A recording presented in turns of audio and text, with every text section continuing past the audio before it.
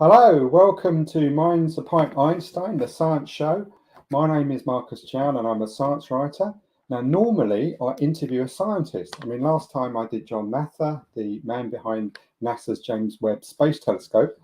But today I have a very special guest, and that is Kevin Gibney, the producer of this podcast. And he's going to be interviewing me about my new book. Here it is, The One Thing You Need to Know. Now, he says he's absolutely petrified, but he doesn't need to really worry because I'm not really scary at all. Kevin? Hello. Hi, Kevin.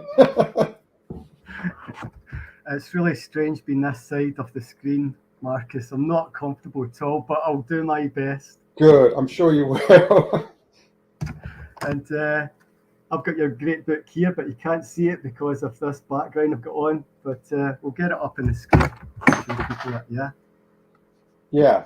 So, if you want to know, I basically wrote it because I was asked to give a talk to a law firm in Cheltenham in Gloucestershire about quantum computers. They were interested in how they might impact their business. And beforehand, they said to me, by the way, nobody here has any science background whatsoever. So I thought to myself, what is the one thing that I need to tell them from which everything else logically follows? What's the one thing about quantum computers? And I thought, well, basically a quantum computer behaves, it either exploits trillions of copies of itself in parallel realities, or it behaves as if it's exploiting trillions of copies of itself in parallel realities. And then afterwards, I thought to myself, why don't I do this for other topics? So the idea of the one thing you need to know is I tell you the one thing you need to know from which other things follow for 21 different topics like evolution, quantum theory, relativity, plate tectonics, that kind of idea, that kind of thing. And so what's your favourite chapter, Marcus? Because I'm looking at the book and everything looks great, right, for me. I love it. But what's your favourite chapter? I quite like writing about global warming because I discovered that, in fact, the person who first realised that carbon dioxide in the atmosphere was going to heat up the planet and change the climate was this little-known American scientist called Eunice Foote in 1856, and she hasn't got credit at all for what she came up with. But she had this brilliant idea. She got these glass tubes, and she filled them with different gases like water vapor, like carbon dioxide, like oxygen, nitrogen, all the things in the atmosphere. And she put thermometers in these tubes, and she put them in the sun. And lo and behold, the tube that contained the carbon dioxide and the one that contained the water vapor, they heated up. And she realized that the amount of carbon dioxide in the atmosphere could alter the climate. So she's the first person in history to recognize that. Obviously we're terrified about the greenhouse effect now, but she was the first person and she didn't get any credit.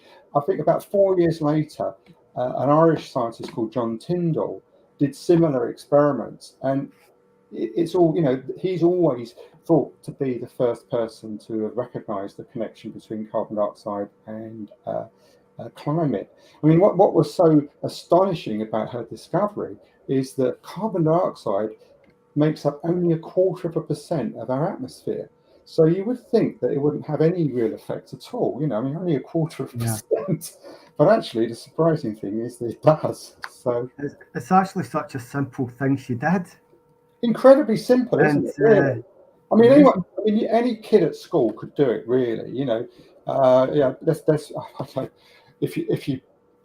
suppose you have to separate out the gases, but certainly like water vapor. You could certainly have some liquid water that you heat it up a bit, create some water vapor, put it in a tube, put a thermometer in it, and put it in the sun. And what you would discover is that there would be quite a change in the temperature of that water vapor, because water vapor, I don't know if you know, is the main greenhouse gas in our atmosphere. And if there wasn't water vapor in our atmosphere, the average temperature on the planet would be minus 18 degrees. That's so we have, we are scared of the greenhouse effect or the global warming, but in fact, without the greenhouse effect, the planet would be frozen solid. So carbon dioxide produces a small effect on top of the water vapor, which you know is the main effect. So it's an extraordinary thing, isn't it? We're only here because of the global warming, because of the greenhouse effect. I should tell you that the one thing that Eunice Foote didn't do was determine how the gas was absorbing heat. Now we know, for instance, that optical light from the sun isn't absorbed by the gases in the atmosphere, because obviously we can see the moon, we can see the stars, we can see, so visible light comes straight through. But it wasn't the visible light that was actually being absorbed by the carbon dioxide and the water vapor, and that was determined later, 4 years later, by John Tyndall, who realized that what's actually happening is that the visible light comes through, heats the surface of the Earth, and the surface of the Earth re-radiates infrared, which is heat radiation, which you can't actually see with the naked eye, and it's that's absorbed by the carbon dioxide and by the water vapor. And it's a misnomer to call it the greenhouse effect, because in a greenhouse, the reason that it stays warm is because the hot air is trapped by the glass of the roof, and so it can't rise, it can't escape.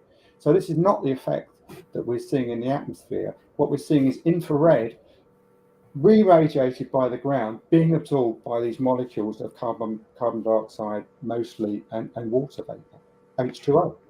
It's a couple of things here, right? Women in science not getting the recognition they deserve, and you just mentioned her, right? But also I'm thinking of Jocelyn Bell as well, Marcus. I mean, this is Nobel Prize. Well, and I don't know if I've mentioned on this program before, but I'm writing a book about black holes at the moment, and the person who co-discovered black holes was Louise Webster. She discovered them in 1971 with Paul Murdin. They were working at the Herstmonceux Castle, which is a 15th century castle in West Sussex. That was where the Royal Greenwich Observatory was based. And she was an Australian, and she co-discovered the first black hole, which is Cygnus X1. It's basically there's a huge blue supergiant star that's being whirled around something invisible. And they were able to determine by how fast it was, the blue star was spinning around this invisible object. They could determine its mass, and it turned out that it was pretty large, bigger than anything that they could. The only candidate was a black hole, and then we now believe it's a black hole with a mass about 15 times that of the sun. And poor old Louise Webster, she got, so if we talk about the endpoints of stellar evolution, so that when stars die, I mean, our star is just basically going to become a red giant, the sun, and then it will shrink to a white dwarf and just completely fade out. But the more massive stars have more dramatic ends, and they explode as supernovae, and they leave behind relics. And those relics are neutron stars and black holes. And these are called relativistic stars. And the reason is that they cannot be understood in any way without relativity, because the gravity of these objects is so strong, you need Einstein's theory of gravity.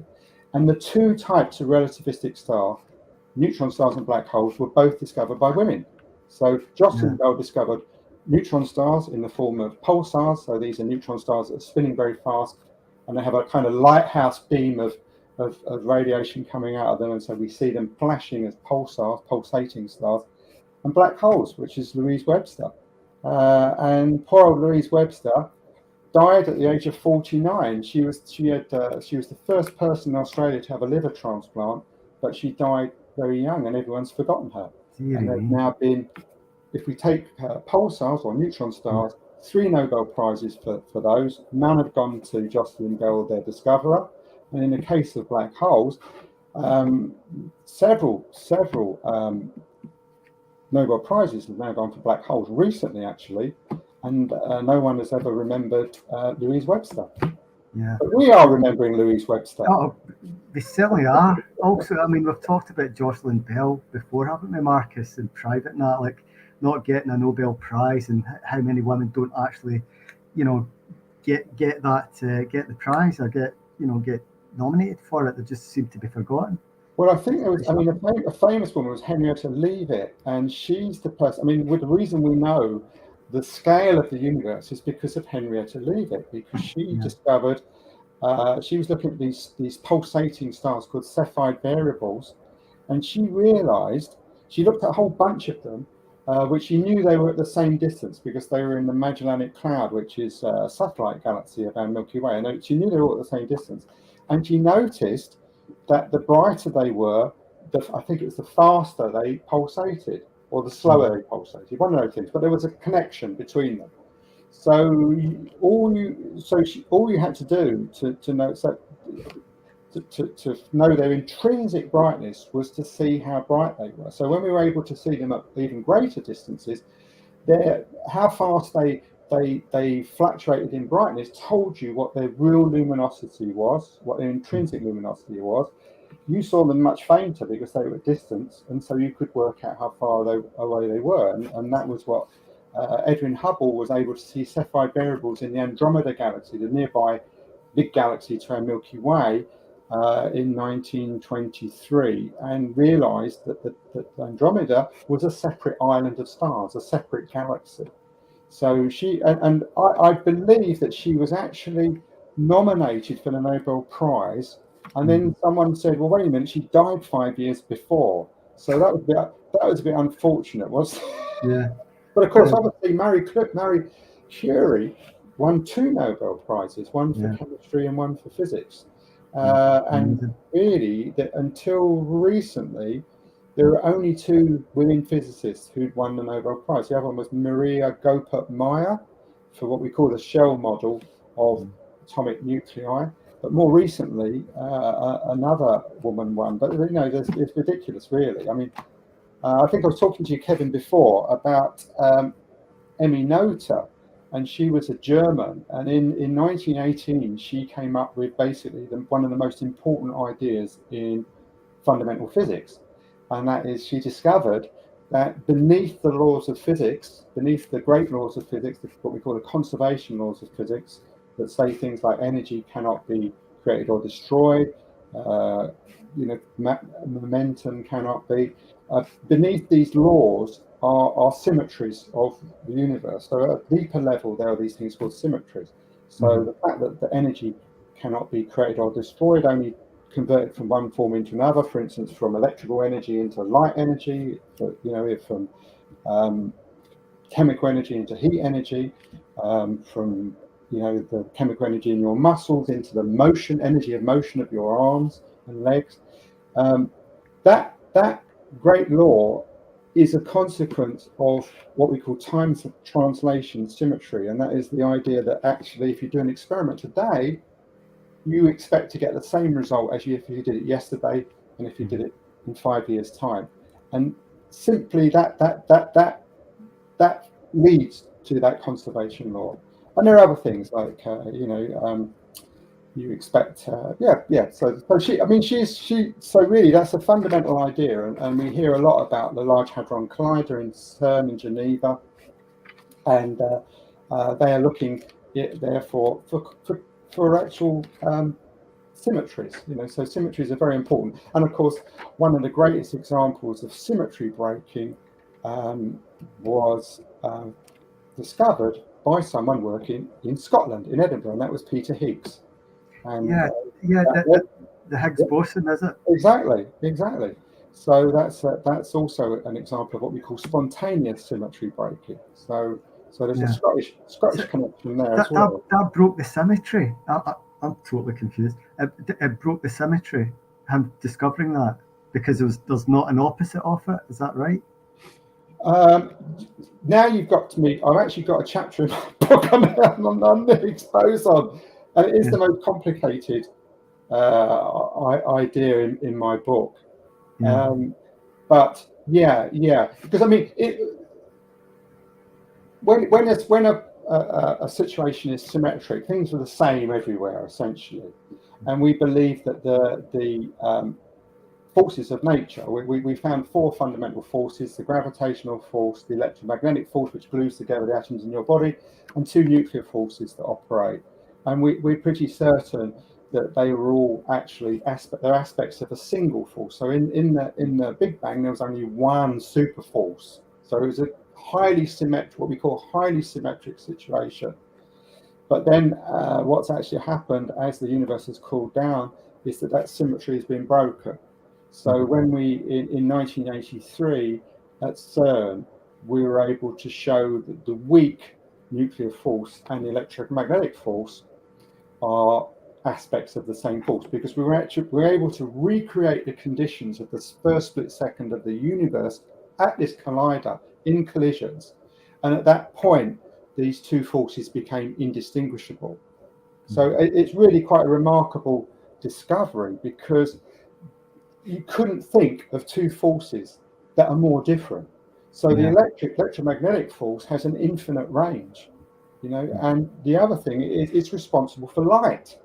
So it's light. The transmitter in quantum theory, forces are transmitted by force carrying particles, and the force carrying particle for the electromagnetic force is the photon, which our eyes are picking up at the moment. So the electromagnetic force is really about light, and it's about the glue that glues together the atoms in our body. Now then, the weak nuclear force causes radioactivity, causes the decay of uranium in nuclear reactors, and it just doesn't seem to be in any way related. And yet we were able to show, by recreating the conditions that occurred in the Big Bang, that these two forces were the same. And I'm beginning to think, I'm wondering whether it's worth actually explaining. but in this, what Higgs had to do was he had to, let me think about it. I probably won't get into details of how he did it, but it's in my book, because it's more complicated, because it involved a hypothetical thing called the Higgs field, which kind of switched on. So in the Big Bang, it was not really apparent, and so all the particles in nature were affected the same way and had effectively zero mass. So we think that in the Big Bang, all the fundamental particles had zero mass. But then when this Higgs field the symmetry spontaneously broke, some of the particles were endowed with mass. And in quantum theory, if the force is generated by particles that have high mass, it has a very short range. And if they have a very small mass, like photons, that have an infinite range. So what the actual symmetry breaking of the Higgs field split the force carriers into two sets. So there was the photon, which continued to have zero mass, but then there were these very heavy particles called the W and Z bosons. And those I've looked at that and scratched my head. But one last thing about the Higgs, one thing about the Higgs is that the incredible thing about the Higgs is that it's not the Higgs boson, it's the Higgs field. So we think that fundamentally the universe is full of these fields. Okay? They're like invisible energy fields, and the particles are ripples in these fields. So if you imagine almost like a wave rippling through these fields, a wave rippling across the surface of a lake, and the other fields only exist if they have a source. So there's a gravitational field, for instance. We can't see it, but there's a gravitational field. Its source is mass. So the mass of the Earth, the mass of the Sun. Then there's the electric field, and its source is electric charge. But the Higgs field exists without any source whatsoever. It's the only field we know that fills all of space and has no source. So it's almost as if we are like fish in the ocean, right? Does a fish know it's swimming through the water because the water's all around it? Does it know? I mean, do we actually sense, unless there's a gale blowing, do we actually sense that we're living in an ocean of air? We don't. But so we're living in this ocean of the Higgs field. It's all around us. We're immersed in it, just like goldfish in an aquarium. And we did not know that until Peter Higgs discovered that in 1965 in Edinburgh, and we didn't prove it until, certainly 2012, when we found the Higgs boson. And all the Higgs boson is a ripple in the Higgs field, just like I said, like a ripple on the surface of water. So we put an awful lot of energy into a very small space at CERN by colliding particles, and we're able to create a little splash in the Higgs field, and that's the Higgs boson. Are we looking to get many more discoveries from CERN? I know there's a bit of disquiet about, how many billions are we going to put into CERN. Do you think there's more stuff to be discovered? Any big kind of things, Marcus? I hope so. I mean, it's an unprecedented situation, because really, whenever you build a new physics experiment that explores a new temperature range, a new size range, a new energy range, you always find unexpected things. So, for instance, we were just talking to John Mather in the last program, and the James Webb Space Telescope is clearly going to find new things, because it can basically see things, infrared, that we haven't been able to see before at large distances. It can see further. So we're obviously going to discover new things, and we're discovering new things already. And we always discover new and unexpected things. So it's unprecedented in physics to do that. So they explored a new energy range with the Large Hadron Collider, and all they found is the Higgs particle. And the Higgs particle is precisely the way they expected it to be. Now, in physics, you really hope for things not to be the way you predict, because if they're not the way you predict, they hint at deeper physics. So we know, for instance, we have what we call a standard model of particle physics, and it basically tells us that everything is made of, around us, is made of two quarks, the up and down quark, and electron, basically. So everything around us that we see in the universe, on Earth, is different combinations of these three particles. And the standard model describes these particles plus some others. For some reason, nature has triplicated these basic building blocks. We've got no idea why, but it's basically like, you have a set of Lego, and you've got Lego bricks, and then someone comes along, Lego decides to market bricks which are like 300 times as big as the set of bricks. And then it decides, oh, I know what, we'll market another lot of Lego, which is 3,000 times, all the bricks are 3,000 times the size. And this is what we find in the universe. We've got these basic quarks, the up and down quark, the electron, and then there's another set which is like hundreds of times as heavy, and a third set which is thousands of times as heavy. And those two heavy sets don't appear to play any role whatsoever in our everyday universe. They would have played a role in the first moments of the Big Bang, but they play no role today. So that's strange, isn't it? I've even forgotten what they do. We have this standard model which describes these these particles and how they're glued together by three forces. We haven't been able to incorporate gravity, but we've got this model called the standard model, which is the high point of 350 years of science. But it doesn't tell us why the top quark, for instance, is millions of times heavier than an electron. It doesn't tell us why the strong nuclear force is a certain number of times stronger than the electromagnetic force. So all these things have to be put in by hand. So that tells us that the theory is an approximation, and we think there's a deeper theory which will tell us exactly why the top quark is 1,000,000 times heavier than an electron, or whatever, all these things. So that's what they were hoping with the Higgs, that they would find that the Higgs particle, which is the last jigsaw piece of the standard model, because it kind of explains where mass comes from.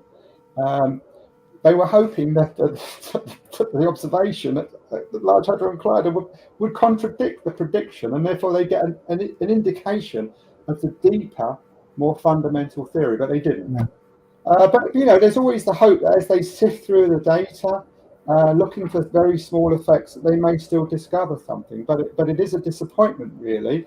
And really, in order to explore higher energies, we may have to be a bit more ingenious, because obviously the Large Hadron Collider is a 21-kilometer racetrack which runs underneath the Swiss-French border near Geneva.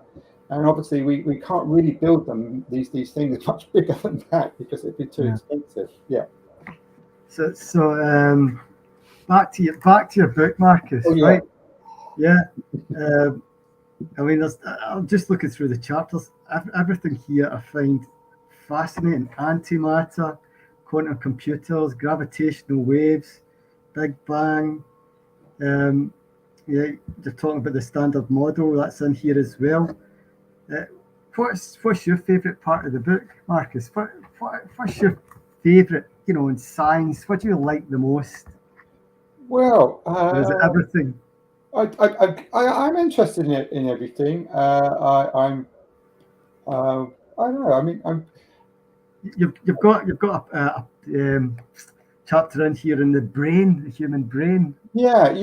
I mean, obviously, I talk about the one thing you need to know from which everything else follows. So with something like relativity, special relativity, Einstein's theory of relativity, the one thing is that light is uncatchable, and everything else follows from that, which I could explain. But certainly with the brain, I'm stretching it a bit, really, because we don't have any universal theory of the brain. But I try and explain how it works at a fundamental level, and I talk about evolution as well and the ideas behind that. But I mean, if you ask me about things that are amazing, one of the things I write about gravity, and I write about tides, and by the way, the tides are the stretching and squeezing of the Earth by the sun and the moon, because their gravitational force on the Earth is not the same everywhere. So the Earth gets stretched and squeezed, certainly by the moon, at least twice a day. And of course, this causes the tides at sea, but also the rocks, beneath our feet are squeezed and stretched. So the Large Hadron Collider is a 21-kilometer ring, and it shrinks and expands by 1 millimeter every day, simply because the Jura Mountains, through which this circular tunnel is drilled, stretches and squeezes twice a day as the moon pulls the Jura Mountains up and drops them back down again. And the moon's the main one, the sun as well? Yeah, that's right. So the sun basically tides are caused by differences in gravity. Okay, they're not caused by gravity, they're caused by differences. So there is a difference in the gravitational pull of the moon on the bit of the Earth facing the moon, as there is between that and the bit on the far side of the Earth, simply because gravity gets weaker with distance. So that causes a stretching of the Earth. But interestingly, that obviously the sun has this similar effect, and one of the most incredible things that when I tweet it, people never believe me. Newton realized that the tides pulled by the moon are twice as big as the tides pulled by the sun. Okay, and he deduced from that the sun the moon is twice as dense as the sun. So you get the tides pulled by the moon are twice as big as the ones pulled by the sun, and the reason for that is that the moon is twice as dense as the sun. And nobody believes that, but it's an extraordinary result. And I could if anyone disbelieves me, it's to do with the fact that the Earth and the sun appear to be exactly the same size in the sky, which is a real cosmic coincidence. Okay, so the apparent size of the sun and the moon are the same. So the sun is 400 times further away than the moon, but by an incredible coincidence, it's 400 times bigger. Yeah. And that's such a weird coincidence, because the moon is moving away from the Earth at 3.8 centimeters a year, about 4 centimeters a year. We know that, although the Apollo conspiracy theorists will hate me for it. We know that because the Apollo astronauts left corner cube reflectors on the moon. Okay, and we can bounce laser beams from the Earth off these reflectors. Of corner cube reflectors have the property that if a light shines on them, they reflect the light exactly back the way it came. So we can do this and time how long it takes the light to go from the Earth to the moon to this reflector and come back. And every year it takes longer. And we calculate, because we know the speed of light, that the moon is moving away from the Earth at about 3.8 centimeters a year. So we believe that the moon was actually created soon after the Earth was born, about 4.5 billion years ago, by the impact of a really large body, something about the size of Mars. We call it, it's been given the name Theia. So there was actually, when the Earth was born from debris around the sun, it had a companion, possibly orbiting in the same orbit. And it was the size of Mars, which is about half the diameter of the Earth. And it collided with the Earth shortly after the Earth was born. And in the convulsion, a lot of molten material was splashed off of the Earth, created a ring around the Earth. So in its early days, the Earth had a ring, just like Saturn. But this ring quickly congealed into the moon. And when the moon was born, it was 10 times nearer to the Earth than it is now. So it would have appeared 10 times as big in the sky. Now, I don't know if you know that the tides, the height of the tides is proportional to the cube of the distance of the object. So if the object, the moon, when it was born, was 10 times closer, the tides were 1,000 times as big as they are now. But it would have been tides probably in the molten surface of the Earth, because it may not have had oceans at that time. So since then, the tidal interaction between the moon and the sun has caused the moon to move outwards. And the spin of the Earth has been braked. So the Earth used to spin much, much faster. So maybe it used to spin around in maybe a few hours rather than 24. And the moon has been moving outwards. And it turns out that it's only been roughly the same size as the sun in the sky for about 5% of the age of the Earth. So in other words, things like total eclipses, so we can see total eclipses when the luminous disk of the sun is blotted out by the moon, and you see this spectacular effect. Only been able to see these for 5% of the history of the Earth. So the dinosaurs, for most of their time on Earth, there were no total eclipses. And yet we just happen to be around when you can see these total eclipses. And they've been incredibly important because it was actually a total eclipse in 1919 that proved Einstein right, because his theory of gravity, which supplanted Newton's and which he presented in November 1915 at the height of the First World War in Berlin, predicted that light would be bent by the gravity of the sun. Now, obviously you can't see starlight around the sun, it's too bright. But during a total eclipse, when the sun is blotted out, you can see stars close to the limb of the sun. And sure enough, in 1919, Arthur Eddington, an English astronomer, was able to show that the stars very close to the sun were deflected from the positions they should have been by exactly what Einstein had said they would be.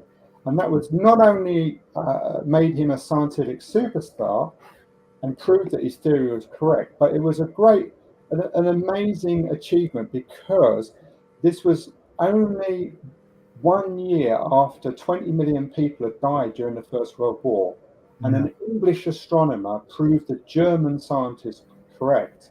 So that's pretty amazing, an amazing moment, I think. Isn't it an interesting, quirky history, isn't it?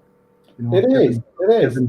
And both of them were pacifists. So Einstein famously did not sign a letter signed by pretty much every other German scientist in support of the First World War. He refused to do it. And Eddington was also a pacifist, so that was quite interesting. But anyway. Absolutely. Marcus, it's 7:35. Are you okay to continue, or shall we? Yeah. I'm fine. Okay. So I'm flicking through the books again. For a bit, quantum theory. What do you mention in the book about that, quantum theory? Well, again, I start off with something which everything follows from. So I said with relativity, By the way, in the last bit, I was actually getting around to something. I went off on such a tangent. I never got back to wells, but never mind.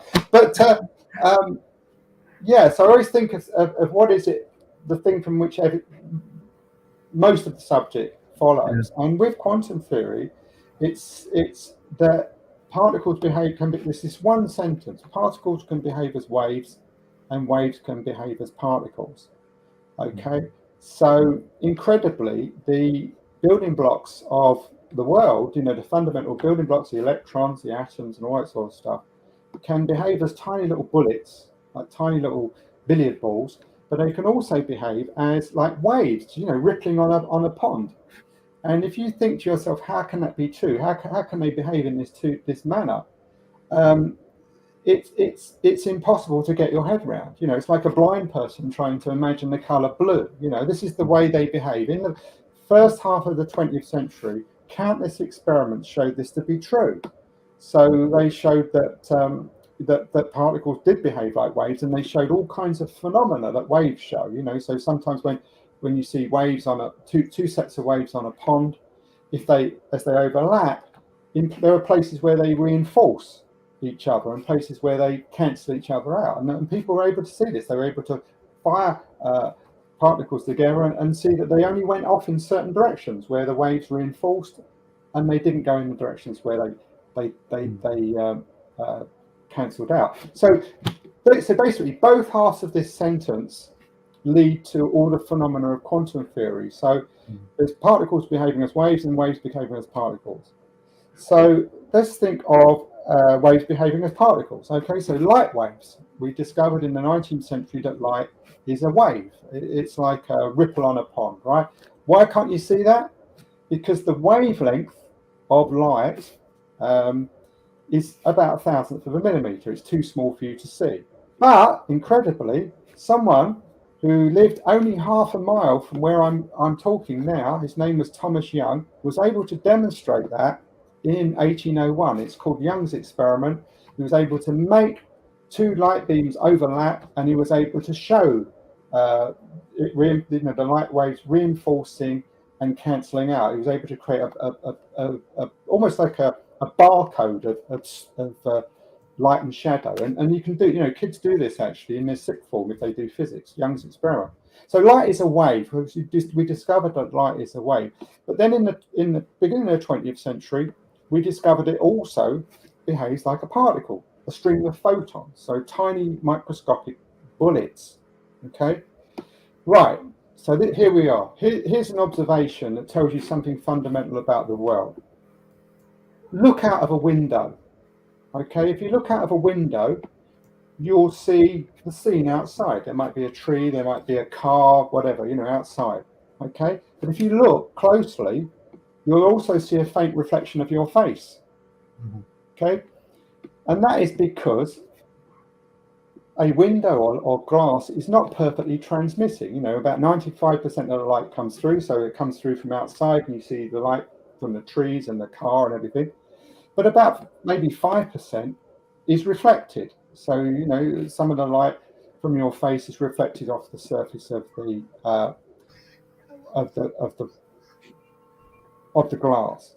So the question is, well, how can this possibly be true if light is a stream of particles, right?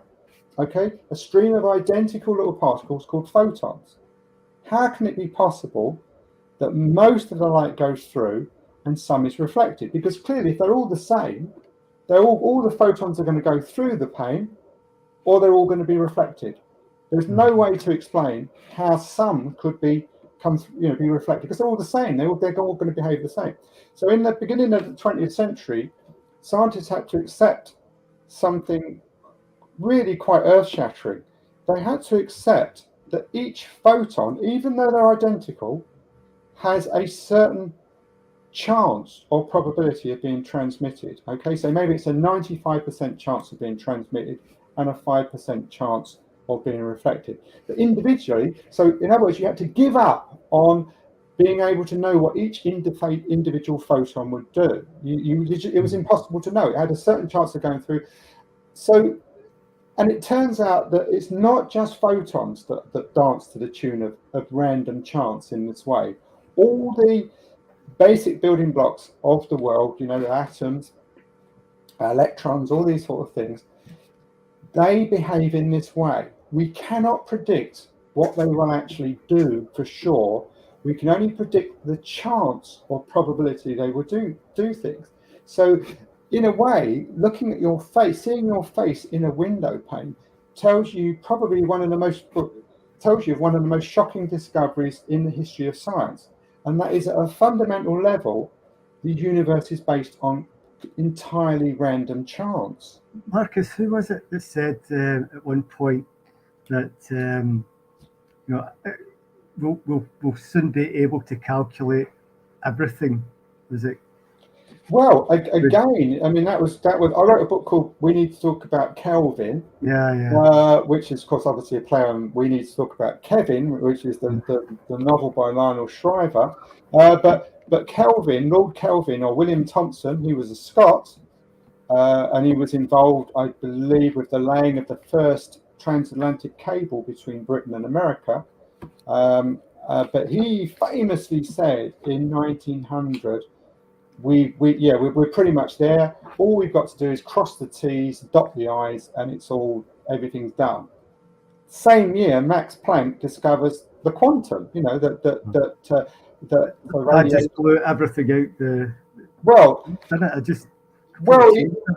Yeah, exactly. So again, you know, any scientist who ever says it's all sewn up, they're bonkers, because you know, there's always something that comes out of left field and becomes very important. So, I mean, Lord Kelvin, I mean, you know, even the ultimate temperature scale is called the Kelvin scale. You know, the absolute zero is 0 degrees Kelvin, which is minus 273 Celsius. He was a really important physicist, but he made that one mistake, and bizarrely, he was wrong, because the world is quantum. And it turns out that everything that we'd learned, everything that he knew, everything we'd learned for the previous 100 years was, strictly speaking, incorrect. It was actually an approximation of quantum theory. You know, the world is actually quantum. But anyway, as I was saying, about that thing about what photons do, what particles do, being random and unpredictable, you know, you might think to yourself, well, how come we can know how come we can predict what happens in the universe? And that is because what nature takes away with one hand, it gives back grudgingly with the other. So although the universe is fundamentally unpredictable, the unpredictability is predictable. Yeah. And that is quantum theory. Quantum theory is a theory which predicts the chances of things happening. And that's enough to save the predictable world. So we can never, I mean, with a planet, for instance, we can know, or the moon, we can know where the moon will be tomorrow with complete certainty. We can use Newton's law of gravity. We know exactly where it'll be, 100% certainty. With an atom flying through space, all we can ever say is there's a certain chance it will take this route between A and B, another chance it will take another route, but we can never be sure which route it will take. So how, see, quantum computers, you've also got a bit in the book about quantum computers. How's that even possible to program a quantum computer? I can't get my head around that. Well, again, the thing about quantum, loosely speaking, quantum things are fragile. They're not actually, but anyway, loosely speaking, they are quantums. They are fragile. So I've just told you about the one aspect. I've told you that the fact that waves can behave as particles, through that analogy with the window pane, I'm telling you that tells you that the universe is based on fundamental chance. Okay, if you look at the other side of that sentence, that particles can behave as waves, it turns out that particles can do all the things that waves can do. You know, things like waves can do things like bend around corners. If they couldn't bend around corners, how would you hear a sound? You know, how would you hear the siren of a police car in the next street? You know, because the sound waves bend around corners. I won't go into the details of that, but another consequence of that is that that quantum things can, I won't go into it because there's a little bit of a chain of argument, but that quantum things can be many things at once. Okay, just like you can have waves which are superposed. So you can see, for instance, a wave at sea, a big rolling wave, and the surface of it can be ruffled by a little wave. You know, so there's two waves. If two waves can exist, then a combination can exist. And what this means in the quantum world is that it's possible for something like an electron to do two things at once, or multiple things at once, that kind of thing. So in a quantum computer, we are exploiting this ability of atoms to do many things at once, to do many calculations at once. But your question is interesting, because the things remain quantum only if they're isolated from their surroundings. Okay, so you're not quantum because you're not isolated from your surroundings. So molecules of air are bouncing off your head, light, photons are hitting you all the time. If I could isolate you completely, which would unfortunately involve putting you in a vacuum chamber, you could literally you could be a quantum object and you can walk through doors. Now, you may think this is weird, but there's a guy called Anton Zeilinger who's in Vienna, physicist, and he's constantly making bigger and bigger objects quantum. He's made big molecules go through two doors at once. He's trying to do it with viruses. You know, he's bigger. So in principle, anything can be quantum if it's isolated. So that's the problem you have with a quantum computer. You've got to isolate your quantum computer from the surrounding. But if you remember, if it's isolated completely from its surroundings, then it can do many things at once, many calculations at once. But in order for you to get the answer, you've got to interact with it. So you have to stop its quantumness. If you interact with it to get an answer, it stops being in many places at once. So in effect, what a quantum computer does is it splits into multiple copies of itself. You know, you can imagine, which all work on separate threads of a calculation. But when you get the answer, you only get one answer out. So it's very difficult to find problems where the problem itself can be split into multiple strands of calculation and give a single answer.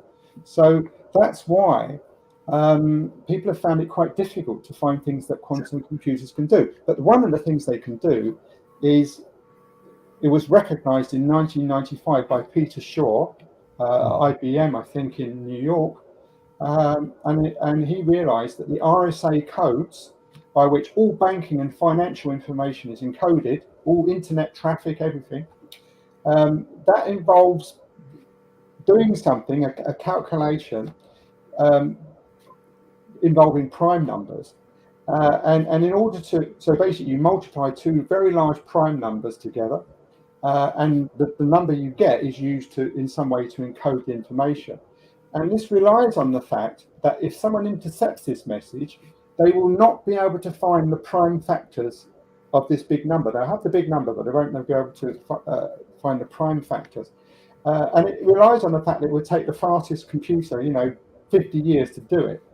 But in 1995, Peter Shaw showed the minute you build a quantum computer big enough, it will be able to break these codes instantly. So all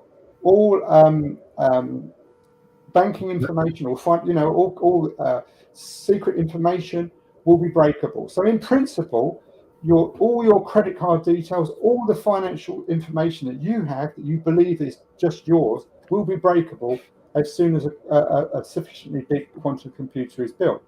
So that was the first time that someone had come up with a problem that a quantum computer could solve that was significant.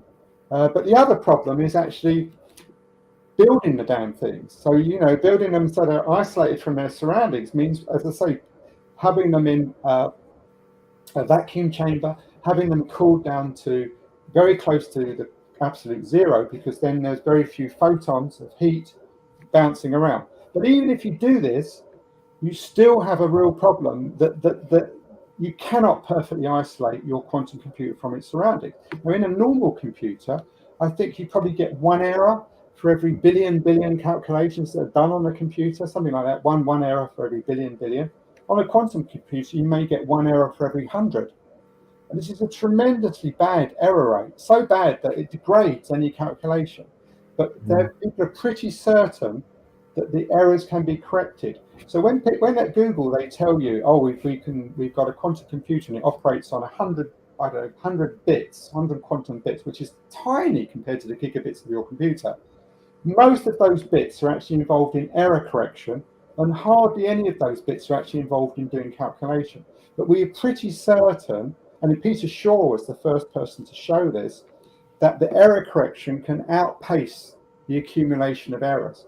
So anyway, there's one thing, interestingly, I don't think we may not be able to build a general purpose quantum computer. One of the reasons for that is because I told you it's very hard to find problems that a quantum computer can do. And the other thing is that, they're hard to build. However, there's one thing that they can definitely do. And will, even if we can't build a general purpose quantum computer, they will change the world. And the one thing that a quantum computer can do is simulate a quantum system, because it basically is a quantum system. So molecules, for instance, like why do we have to have 1 million drug tests of a molecule to find a drug that works? Which unfortunately involves often awful animal testing. The reason is that we cannot predict how that big molecule will operate inside the body. We cannot predict it, because to do that, you would have to predict you need quantum theory to predict the behavior of maybe hundreds of electrons, because the electrons around a molecule is how it interacts with the world. We can't do it. It's just too much. It would be the biggest computer can't do it. But a quantum computer fundamentally is almost like a programmable molecule. And oddly enough, I was very lucky. I was at Caltech, the California Institute of Technology, in 1983, which actually shows you how ancient I am. And I took lectures from Richard Feynman, who was one of the great post-war physicists. He'd worked on the atomic bomb. He got the Nobel Prize for what we call quantum electrodynamics, which is the theory of light and matter, which explains the world around us. And I did this course called The Potentialities and Limitations of Computers. And Feynman was very interested in what were the physical limits of computers. How fast could you make the components work? How small could you make them? What were the physical limits? And I remember in 1983, he said in a lecture that sooner or later we would shrink computers until we would be dealing with individual atoms, individual molecules. And they would behave according to quantum theory. And we would have to actually explain the behavior with quantum theory. And this would be a quantum computer. And he imagined a quantum computer as something specifically to simulate quantum behavior. So he wasn't thinking in terms of general purpose. Now you may think, well, what's the point of this? Well, if you take something like bread, something like, I think it's about 40% of its it produces a lot of, it's got a huge footprint. The creation of bread involves creation of a lot of carbon dioxide, right? So it's got it's got a greenhouse effect, right? And the reason, where does all the carbon dioxide come from? Well, it turns out fertilizer. Right, and where do we get fertilizer from? We get it from the HaberBosch process. Now, the HaberBosch process was invented by Fritz Haber. Fritz Haber also invented all the appalling poison gases that poisoned soldiers during the First World War, but he also came up with the HaberBosch process, which basically takes nitrogen from the air and puts it into fertilizers. Right, this process creates loads of carbon dioxide, and and we need it for bread. And the process is very inefficient, and it takes loads of energy, okay? But plants do it with no problem at all. In their little nodules of pea plants, in their roots, nitrogenase, okay, which is an enzyme that does it, okay? But we don't know how nitrogenase works, because to understand, it's a complex molecule. The fastest computer we've got cannot simulate it. But if we got a quantum computer, we would be able to understand nitrogenase, create better enzymes for doing this, than the Haber-Bosch process, and it's right across the board. So one of the problems with batteries is that we use these lithium-ion batteries. We need more batteries that can store more. But we always come back down to this problem. We have to create millions of molecules and we have to test them one after another, which actually in a laboratory, which is very time consuming. But if we could know how these molecules behave, and we could do that on a quantum computer, we could circumvent that. So really the world could be transformed beyond recognition, even if quantum computers do not fulfill their potential. Sorry about that, went off in a tangent there. So it's like looking at molecules, drugs, and all that. That's where quantum computing can really. Absolutely, and it's almost certainly going to happen. Whereas the actual general purpose quantum computer, the one that your child sits down at a desk or whatever to do their homework, and that's probably not going to come about. Yeah. Interestingly, my book is called The One Thing You Need to Know, and the one thing you need to know about quantum computers is, as I said, when you set a quantum computer a problem, it either splits into copies of itself, trillions of copies of itself in parallel realities, or it behaves as if it does. Okay, so most physicists would believe that it behaves as if it does. Okay, but there aren't really, your computer isn't really exploiting copies of itself in parallel universes. But David Deutsch, who's one of the pioneers of quantum computing at the University of Oxford, believes it actually does exploit copies of itself in parallel realities. And his argument is really very simple. When you get a quantum computer that has more than 270 bits, they're called qubits, by the way, it will be able to do more calculations simultaneously than there are particles in the universe. So Deutsch says, well, your computer on your desk can only do the calculations for which it's got the physical resources, the physical memory. Yeah. Okay, so he says, well, where's the quantum computer doing these calculations? The universe itself does not have sufficient resources for the quantum computer to be doing the calculations. So he says the quantum computer is something new under the sun. It's the first invention by human beings that exploits parallel realities. So, the interesting thing here is that physics has an impact on philosophy. It's making us think about the reality of where it's doing its calculations and making us think about parallel realities. Yeah, it's mind blowing, isn't it? The quantum world.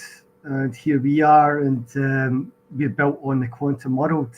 And when you try, and what's amazing is that it wasn't obvious to us, because it turns out that when you get a lot of molecules together, this kind of quantum behavior gets smeared out. It's called it's a process known as decoherence. Yeah. So, and of course, as I said, fundamentally you are a quantum object, but because you're interacting with your surroundings, you are decohering, so you behave as what we call a classical object, but in theory there's no limit to how big something can be and be quantum. I wonder how long it's going to take them to get there. 10 to 15 years probably. What? Jeez, yeah, I would say so. Yeah. So go invest some money into the shares of these companies. And it could be. I mean, these are technologies where maybe the countries that don't have them will, be left behind. To have this kind of technology, and you look at the companies that are doing it at the moment. Google, IBM, they put very large, extreme large amounts of resources have been put into developing quantum computers, not just by private companies, but by governments. Yeah. There's a lot of the rumors that the Russians have recorded large amounts of internet data, which is currently unbreakable. But one day, as soon as the quantum computer is around, they'll be able to break everything.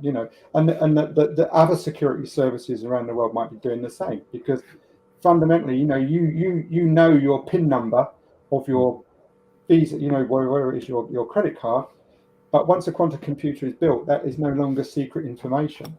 But of course, what's actually happening is people are trying to develop quantum protocols, ways that you can actually encode information not even a quantum computer can break. It's just that the stuff, the what we call the encoding that we've used until now, which relies on the fact that the fastest supercomputer couldn't break that code, that's all goes out the window once you have a quantum computer. But I mean, the reason that I gave this talk and which ended up in this book in Cheltenham was because they were interested in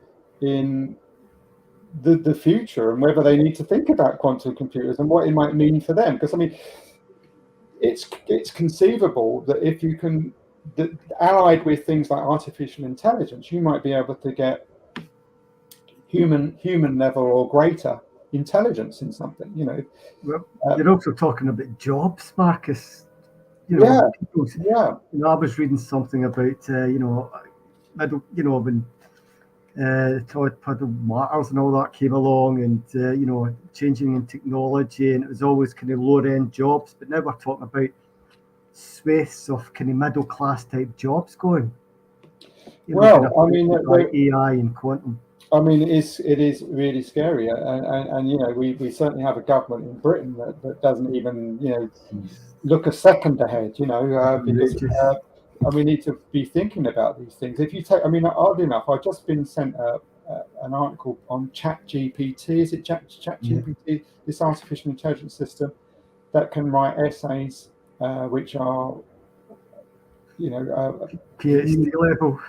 Have you seen it? I mean, basically, what it does is you give it a string of words, half a sentence.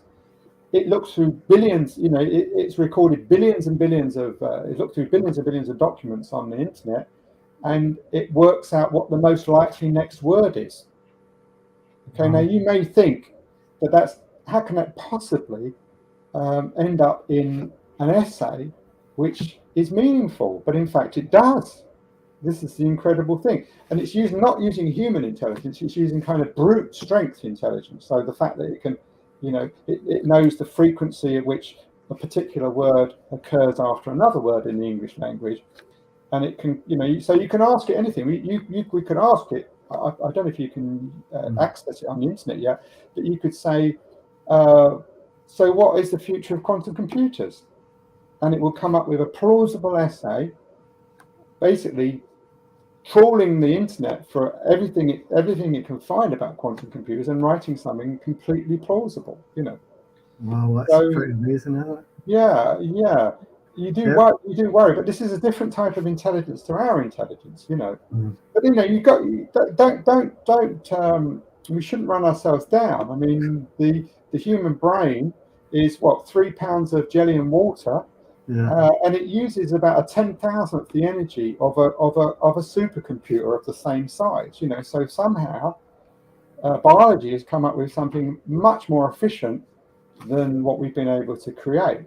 So there's hope for this yet, absolutely. And the killer is basically data. If you can crunch through enough data, you can outperform in many ways the human brain. So, I don't know how long it is ago, 10 years ago, that IBM, one of its artificial AIs, was able to beat the best chess player. And now I think a few years ago, the best Go player in the world, simply by being able to just crunch loads of data.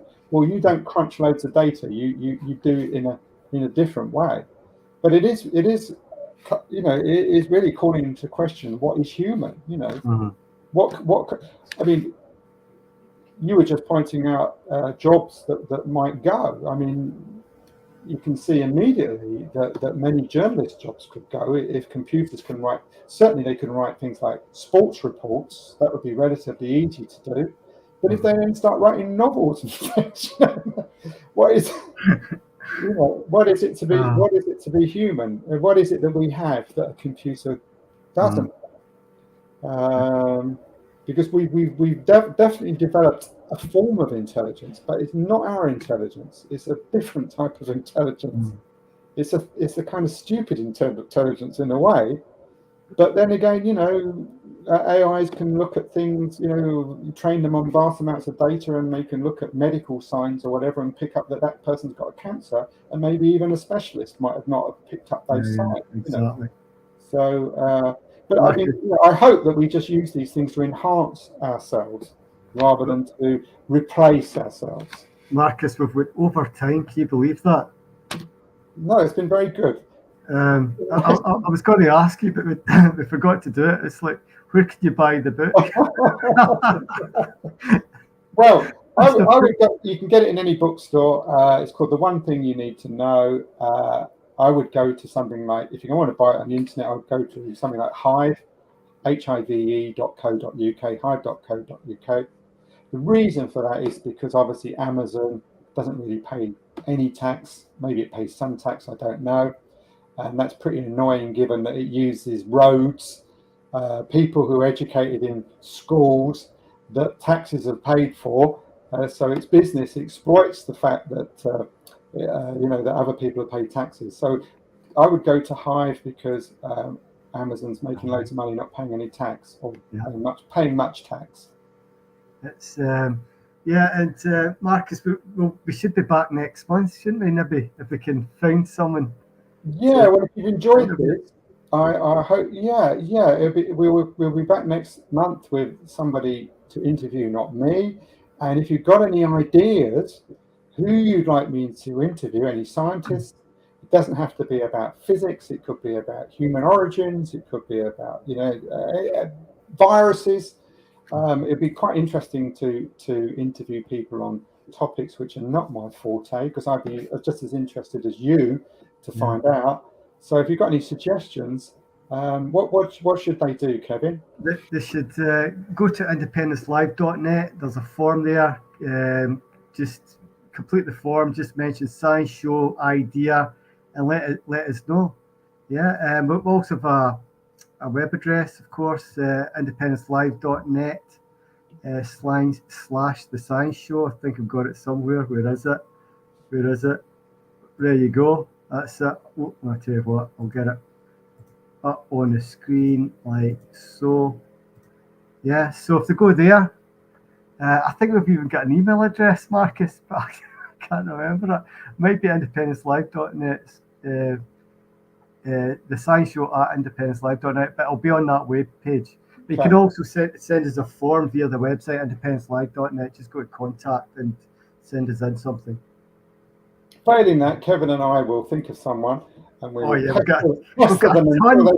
Marcus, come on.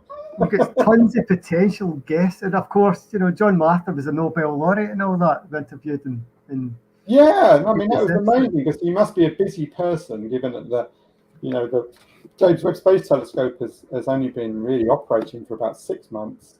I mean, that's another thing. Making really extraordinary discoveries, but absolutely, good for him that he was willing to give us the time. That's really good. Amazing. Yeah, great. Well, until next time, thank you very much for listening and watching. Absolutely, and I'll send us off with our outro, Marcus. So it's goodbye from us. Bye. Bye.